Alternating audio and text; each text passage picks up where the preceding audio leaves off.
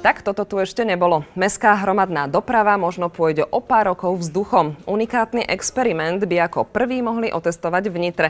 Prezradíme vám, na akom princípe to celé bude fungovať. Dopravný unikát sa nazýva Skyway. Ide o akýsi vlak či vagón, ktorý sa pohybuje zavesený na koľajniciach vo vzduchu. Sú poháňané jednak elektrickou energiou, sú poháňané solárnou energiou a samozrejme, že môžu sa prepnúť aj na spaľovací režim. Firma chce získať certifikát na výrobu do konca roka. Ako prvý by unikátnu technológiu mohli otestovať v Nitre.